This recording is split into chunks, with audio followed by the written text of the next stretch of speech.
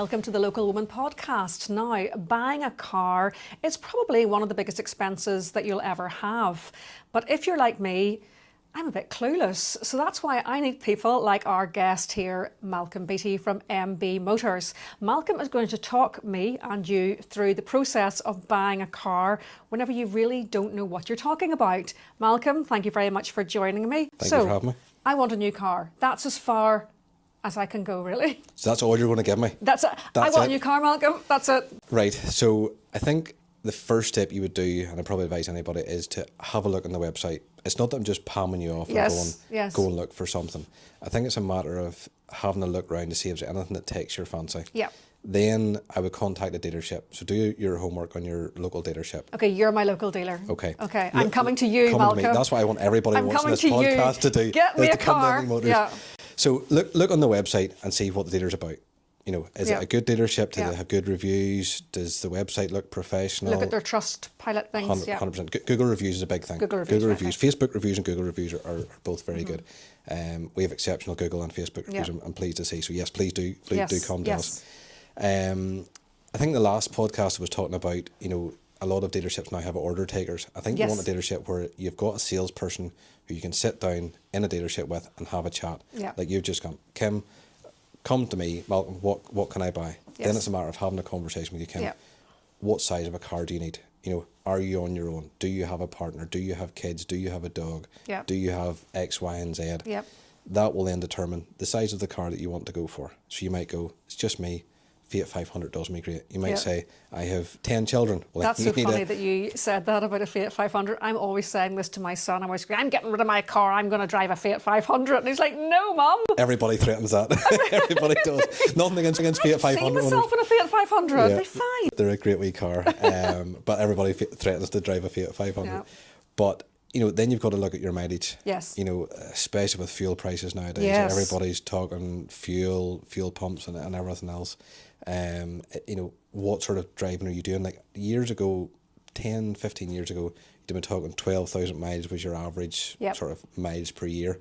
Like that's now jumped up to 20,000 miles per year. So it has sometimes even more that average miles. Okay. So it depends. Some people might go, I'm doing 15,000 miles a year, and you would automatically went diesel. But it's not just, are you doing long runs? Are you doing short journeys? Diesel engines nowadays, without getting too complicated, they've got DPF filters in them.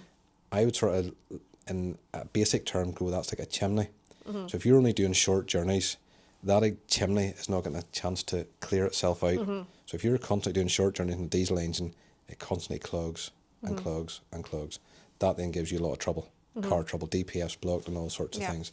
So that's where you have to have the conversation about what sort of journeys are you doing. Yes. Is it long journeys? How many miles per year are you doing? You've also got the fact that petrol is cheaper than diesel at the pump. So you might be getting less miles per gallon than your diesel car, but if you're just doing short journeys, it'll work out actually better for you. You've got the whole subject now of EVs, electric vehicles, hybrids. You know, is that something that people want to go down the route of? We're starting to stock a few more EVs now. That'd be no good for me because I would not be bothered to charge it. I know I wouldn't. I'm not a huge EV fan. The whole range anxiety is a massive thing for me. I had one out there recently from a garage that came out to try it. And I was like, right, we're down now to 25%. Right, I need to go there. Can I do that on that? Or do I need to charge it? Or am I going to get there and back? So I think if you get onto it, it might be okay.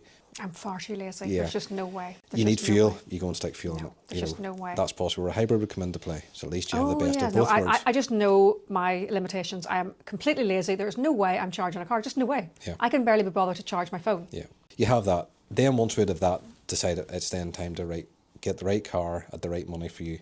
Everybody should have a budget. You know, there's people come to me and go, I want such and such, and you're going, right, well, what's your budget? It doesn't matter. It always matters. It does matter, yes, it does matter. You know, have you got a budget of $5,000? Yeah. Or have you a budget of $15,000? Yeah. You will have a budget. You go, I don't want to spend any more than that, or I don't want to spend X amount of pounds per month, you know, £200, £250 per month. So that's where you then set, right, what is the best, youngest, less mileage car I can get for £15,000? That's where then we would go, right, we have this. What do you think of that car? We will show you a range of cars. We're stocking over 100 cars, so we'll always have something to suit everybody. That was my aim when I started this business, was to have something for everybody. Should it be a Fiat 500? Should it be a Ford Focus RS performance car, Yeah. a pickup, a van, a 9-seater. We have all that And in can you stock. order cars in? Can you get cars off, like, I don't know, auctions or? That's where hashtag source it comes into play. Right. So I think that's one that we're going to talk about and possibly the next Yes, in the next podcast. one. Right, I'm going to give you a little test here. Okay, I'm going to give you Just three. put me on the spot here. Yeah, on the spot. 3 local woman readers. Okay, the first one. She's 38. She has 3 children. They all play sports. She's got a dog. This is the second car because, of course, the husband has the big fancy car, doesn't he? So this is a family car. woman can have that the she's big looking fancy for. car too. They It doesn't can. have to be the man. She's got she's looking for a family car, budget around 20 to 25,000. She lives in the country. Give me a car. Straight off, I'd be saying Peugeot 3008. Right. Peugeot 3008, you'll get, for that budget, you'll get a very new car Right. for the money. The specification of them are fantastic. Yep. Allure GT specs, like I'm talking panoramic roof, digital aircon, nice wheels, half leather, all the bits and pieces. Fit loads of kids in the back, plenty of boot space for the dog. That would be my go-to straight away for that. Okay, she's 68 years old. She's driven a bigger car. She wants to downsize to a small car, but still wants room for grandchildren occasionally who she might have to collect from school. But just 2 grandchildren, there's not loads. And she wants something really cheap to run because she's got a bit older now and she's on a pension. Maybe under 15 grand. First car I think of probably the Volkswagen Golf. Oh, Good, reliable car. Right. Good size car, good medium size hatchback car. Age range there, I was sort of going, this needs something a bit higher up. You know, or is the Golf okay? If not, you're sort of looking into more like an SUV style vehicle. We can back into like the 3008 style vehicle. But yeah, Golf, good quality car, easy run, plenty of space for grandkids in the back. excellent. So, yeah. Right, and finally, my 18-year-old son's passed his driving test for a year. I don't want a flying machine. I don't want to spend loads of money. We live in the countryside again. I want to spend little money, but I want it to be safe. That's one I get asked a serious amount of times. That's the one that Yeah. people are out there for. When you say not a lot of money, that's normally people going £5,000-6,000. Yep. That car is now 8, 9, 10,000. Really? Right, Yes, okay. Car prices have increased Right, okay. dramatically over the years. So the car you get nowadays for 4 or 5, that's where I started off. I started off selling £500 Peugeot 206s at the It's side of the really house. a £500 car. You did, and they were good and, Yeah. and went very well. Those cars nowadays are, as I said, a lot more expensive. So that's a really tough question. But I would go back to the likes of the Seat Ibiza, the Vauxhall Corsa, all wee Seat 1.2 Ibiza, I love engine. them, You know, yeah. the wee Ibiza is now quite a good sized car, even though Yep. it's a small car. Yep.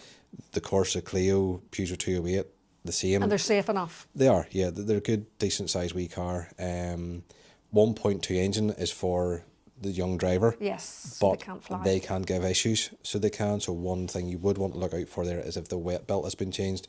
I'm not going to get too technical with you, but weight belt in a 1.2 engine is a very common thing that needs changed. So if you're buying it from somebody, has the weight belt been changed? That's one thing to ask. I'm glad you're here, Malcolm. And next time we're going to talk about hashtag source it. Hashtag source it. Yep. I'm looking forward to this because I've seen this on your articles, Malcolm. It's a columnist in our magazine. I've seen that and wondered, what is that? Thank you very much, Malcolm. No problem. Yeah.